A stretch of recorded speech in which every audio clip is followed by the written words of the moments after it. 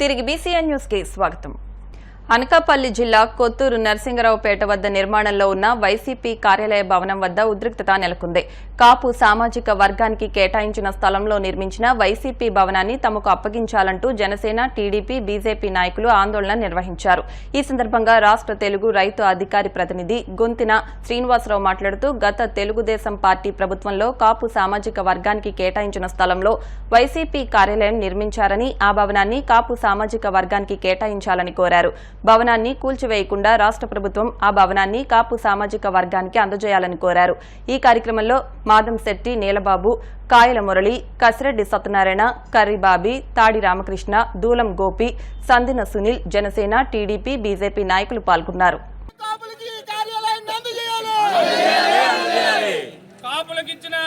స్థలాన్ని కాపులకు కేటాయించాలి.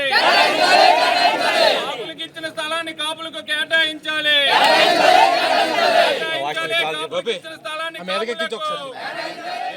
మన అప్పటి ముఖ్యమంత్రి నారా చంద్రబాబు నాయుడు గారు టైంలో అప్పటి శాసనసభ్యులు పీలాగోవింద సత్యనారాయణ గారి కోరిక మేరకు ఈ స్థలాన్ని కాపులు కేటాయించడం జరిగింది. కాపులు కేటాయించిన స్థలంలో కాపు బిడ్డలందరం కూడా ఇక్కడ కాపు సామాజిక భవనం కట్టుకొని మా అందరం కూడా కాపుల తాలూకా సమావేశాలకు ఉపయోగించుకోవాలనే ఉద్దేశంతో ఈ స్థలాన్ని అప్పుడు గవర్నమెంట్లో పోరాడి సాధించుకోవడం పీలాగోవింద సత్యనారాయణ గారు పోరాడి సాధించారు. దీనికి మాకు కాపులకి అలాట్మెంట్ కూడా చేయడం జరిగింది. అలాంటి స్థలాన్ని గవర్నమెంట్ మారిన తర్వాత జగన్మోహన్ రెడ్డి అప్పుడే మినిస్టర్ గారు కూడా నిరంకుశంగా దౌర్జన్యంగా ఈ స్థలాన్ని కబ్జా చేసి మరి కాపు భవనాన్ని కాకుండా పార్టీ కార్యాలయానికి కేటాయించుకోవడం జరిగింది. ఈ వెంటనే ఈ భవనాన్ని మా కాపులకి కేటాయించి దీన్ని పడగొట్టకుండా భవనంతో సైతంగా ఈ స్థలాన్ని భవనంతో సైతంగా మా కేటాయించి కాపుల బిడ్డలందరూ కూడా ఉపయోగించుకొని కాపుల తాలూకా వివాహాది కార్యక్రమాలు కానీ, ఫంక్షన్లు కానీ, ఒక సమావేశాలు కానీ వినియోగించుకునే విధంగా మా కాపులకు ఉపయోగపడే విధంగా మాకు ఈ స్థలాన్ని, బిల్డింగ్ని కూడా కాపు సమాజానికి భాగంగా మాకు కేటాయించాలని కోరుకుంటూ మరి గౌరవ ముఖ్యమంత్రి గారిని, ప్రభుత్వాన్ని మేము కోరుతున్నాం. తూర్పుగోదావరి జిల్లా నుంచి ఆవులతో చెన్నై వెళ్తున్న లారీని పశ్చిమ గోదావరి జిల్లా నర్సాపురంలో బజరంగ దళ్, ఆర్ఎస్ఎస్ కార్యకర్తలు అడ్డుకున్నారు. ఒకే లారీలో సుమారు 24 ఆవులు, దూడలను ఎలా తరలిస్తారని ప్రశ్నించారు. సమాచారం అందుకున్న డీఎస్పీ గంటి శ్రీనివాసరావు అక్కడికి చేరుకుని అనుమతి పత్రాలను పరిశీలించారు. అనుమతి పత్రాలపై సంతకాలు ఉన్న అధికారులకు ఫోన్ చేసి మాట్లాడి అనుమతి ఉన్నట్లు నిర్ధారించారు. ఆవులకు నీరు తాగించి తీసుకువెళ్లారని, బజరంగ దళ్, ఆర్ఎస్ఎస్ కార్యకర్తల సూచనల మేరకు ఆ లారీని గోశాల వద్దకు తీసుకెళ్లి నీరు పట్టించారు. నర్సాపురం డీఎస్పీ చొరవతో ఆవుల రవాణా వ్యవహారంలో ఏర్పడిన సమస్యను పరిష్కరించారు. సీజనల్ వ్యాధుల పట్ల ప్రజలు అప్రమత్తంగా ఉండాలని కాకినాడ నగర పాలక సంస్థ health officer doctor Prithvi Charan పేర్కొన్నారు. తన ఛాంబర్లో ఆయన మీడియాతో మాట్లాడుతూ ప్రజలంతా కాచి చల్లార్చిన నీటినే తాగాలని, అలాగే వేడి పదార్థాలే తీసుకోవాలని సూచించారు. అంతేకాకుండా తమ ఇంటి పరిసరాలను పరిశుభ్రంగా ఉంచుకోవాలని, నీరు నిలవలేకుండా చూసుకోవాలని health officer doctor Prithvi Charan సూచిస్తున్నారు. మన జిల్లాలో చూసుకుంటే చాలా చోట్ల మనకి ఈ అతిసారం వ్యాధి ఇలాంటివి వచ్చే కొన్ని చోట్ల మనకి ఎపిడమిక్స్ కింద రావడం జరిగింది. సో ప్రజలందరూ కూడా, కాకినాడ పట్టణ ప్రజలందరూ కూడా అప్రమత్తంగా ఉండండి. దీనికి ఏమేమి జాగ్రత్తలు తీసుకోవాలన్నది ఒక చిన్న సూచన. దీనికి సంబంధించి మనకి సాధారణంగా ఏంటంటే ఈ వాటర్ పొల్యూషన్ కానివ్వండి, ఫుడ్ పొల్యూషన్ కానివ్వండి, వీటి వల్లే మనకి ఈ ప్రజెంట్ ఈ సీజనల్ ఈ డయేరియా లాంటివి వచ్చే అవకాశం బాగా ఎక్కువ. దానికి సంబంధించి ప్రతి ఒక్కరు, కాకినాడ ప్రజలు ప్రతి ఒక్కరు కూడా, మీరు ఏ వాటర్ అయినా సరే, మీరు బయట నుంచి తెచ్చుకున్న వాటర్ అయినా సరే, ఈ ఆర్ఓ వాటర్ అయినా ఏ వాటర్ అయినా సరే, ఖచ్చితంగా కాచిన నీళ్ళు మాత్రమే తాగుతూ ఉండండి. ఆహారం ఏది తీసుకున్నా సరే అప్పటికప్పుడు వండిన ఆహారం లేదా వేడిగా ఉన్న ఆహారాన్ని తీసుకోవడం మంచిది. అండ్ ఉదయం పూట చేసిందే రాత్రిపూట తినడం, ఇలాంటివి తగ్గించుకుంటే మంచిది. ఈ రానున్న 2-3 నెలలు మనకి ఈ మాయిశ్చర్ కంటెంట్ కూడా బాగా ఎక్కువ ఉంటుంది. అండ్ డిసీజ్ స్ప్రెడ్డింగ్ కూడా కొంచెం అగ్రెసివ్గానే ఉంటుంది. సో వీటికి సంబంధించి ప్రతి ఒక్కరు కూడా తగు జాగ్రత్తలు తీసుకుంటూ కాచిన నీళ్లు తాగడం, పరిసరాలన్నీ కూడా శుభ్రంగా ఉంచుకోవడం, ఎక్కడ కూడా అదేవిధంగా మనకి ఈ మస్కిటో మినరల్ స్టార్ట్ అయ్యే సీజన్ కూడా ఇదే. మనకి ఈ వర్షాలు పడినప్పుడు ఇళ్లల్లో చాలా చోట్ల మనకి ఈ ఫ్రెష్ వాటర్ అన్నది స్టోరేజ్ అవుతూ ఉంటుంది. కుండీల్లో కానివ్వండి, కుండీల కింద ఉండే వాటిల్లో పాత టైర్లు, తర్వాత ఈ ఓవర్ హెడ్ ట్యాంక్స్కి దగ్గర, తర్వాత మీ ఫ్రిడ్జ్ కింద వాటర్ స్టోరేజ్ అయ్యే ప్లేస్లోని, తర్వాత ఈ కొబ్బరి చెప్పులు ఇలాంటివి ఏమన్నా సరే ఎక్కడన్నా మనకి కనీసం ఒక చిన్న ఒక spoon size water, fresh water store అయినా దాంట్లో మనకి డెంగ్యూ దోమ పెరిగే అవకాశాలు చాలా ఎక్కువ. సో దయచేసి అలాంటి వాటర్ ఏమన్నా ఉంటే కనుక ఇమీడియట్గా మీరు ఎప్పటికప్పుడు మీరు మీ సరౌండింగ్స్ని మీరు చెక్ చేసుకుంటా. అలాంటి స్టోరేజెస్ ఏమైనా ఉంటే కనుక ఇమీడియట్గా క్లియర్ చేసుకోండి. అదేవిధంగా రుబ్బురోళ్ళు సాధారణంగా ప్రతి ఇంట్లోనే కూడా మనకు బయట పెట్టుకుంటారు, వాటిలో కూడా స్టోరేజ్ ఉంటే అవన్నిటిలోనే కూడా ఈ డెంగ్యూ దోమ పెరిగే అవకాశం బాగా ఎక్కువ ఉంటుంది. వీటితో పాటు మా సైడ్ నుంచి కార్పొరేషన్ తరపు నుంచి మేము కూడా డ్రైవ్స్ మొదలెట్టామండి.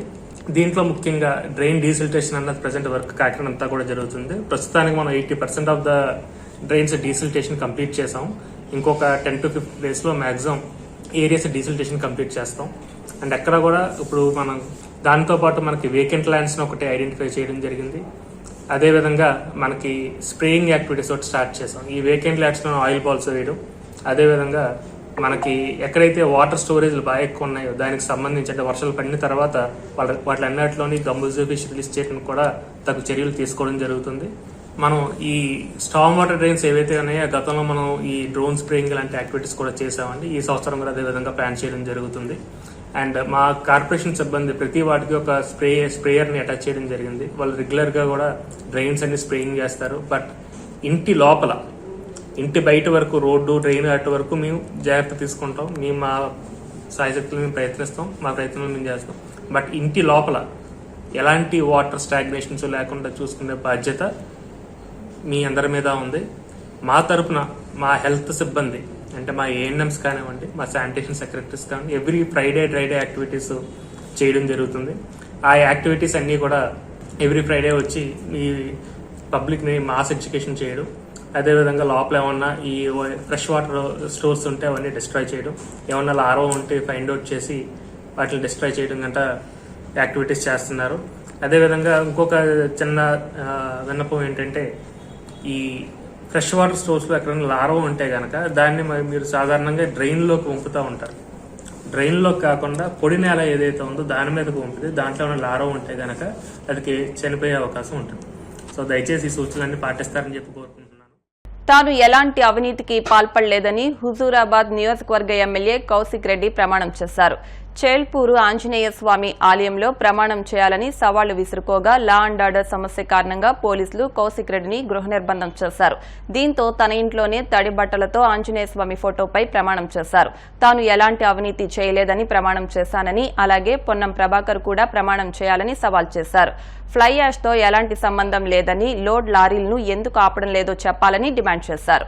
నాకు పోలీసు వాళ్ళు అనుమతిస్తలేరు కాబట్టి ఒక బాధ్యత కలిగిన శాసనసభ్యునిగా చాలా ఓపికగా ఉండి మా బీఆర్ఎస్ పార్టీ కార్యకర్తలు దాదాపు 10,000 మంది ఇలా ఊరూరు నుంచి బయలుదేరుతామని ఫోన్లు చేసిన, నేను వీళ్ళు అరెస్ట్ చేసిన ఎవరిని కూడా తొందరపడొద్దు. మనం బాధ్యత కలిగిన పొజిషన్ ఉన్న మీ నియోజకవర్గంలో మీరు ఎవరు రాకుండా నేను ఒక్కనే వస్తా అని చెప్పిన. నేను దయచేసి సీఏ గారిని కూడా నేను రిక్వెస్ట్ చేసిన, సీఏ గారు నేను ఒక్కనే పోతా, మీరు ఎవ్వరు అవసరం లేదు, మా కార్యకర్తలు ఎవ్వరు రారు, ఓన్లీ సింగిల్ పర్సన్ పై ప్రమాణం చేస్తా, దయచేసి నన్ను అలౌ చేయండి అని నేను సీఏ గారిని, సిపి గారిని, ఏసీపీ గారిని, సీఏ గారిని, ఎస్ఐ గారిని అందరినీ రిక్వెస్ట్ చేస్తే లేదు శాంతి భద్రతల కింద మీరు బయటికి పంపలేము అని వాళ్ళు అంటే నేను వాళ్ళ మాట గౌరవిస్తా ఉన్నా, చట్టాన్ని గౌరవిస్తా ఉన్నా. ఇవాళ ఇదే గుడిగా భావించి ఇవాళ పోలీసుల సాక్షిగా యావత్ మీడియా సాక్షిగా ఇవాళ ఇక్కడనే స్నానం చేసి మన హనుమంతుని, కొండగట్టు హనుమంతుని పట్టం తీసుకొని ఈయన్నే ప్రమాణం చేస్తా అని చెప్పి సందర్భంగా తెలియజేస్తూ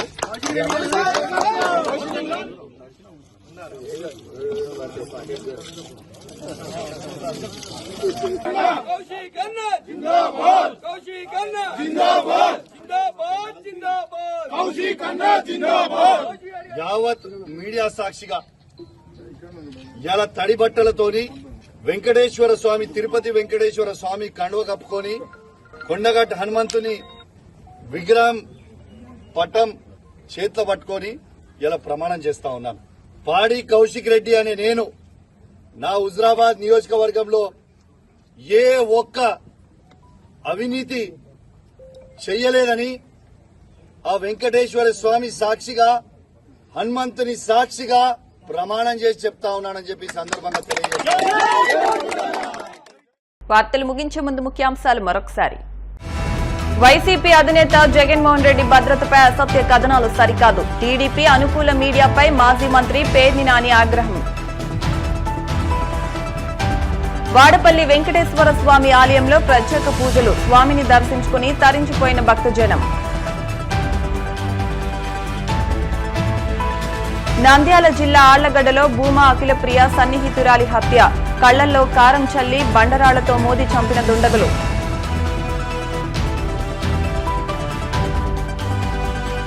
సీజనల్ వ్యాధుల పట్ల ప్రజలు అప్రమత్తంగా ఉండాలన్న కాకినాడ హెల్త్ సిబ్బంది. వర్షాకాలం నేపథ్యంలో కాచి చల్లార్చిన నీటిని తాగాలని సూచన. ఇవి వాటి వార్తా విశేషాలు. మరిన్ని వార్తా విశేషాలతో నెక్స్ట్ బులెటిన్లో మళ్ళీ కలుద్దాం. అంతవరకు సెలవు. నమస్కారం.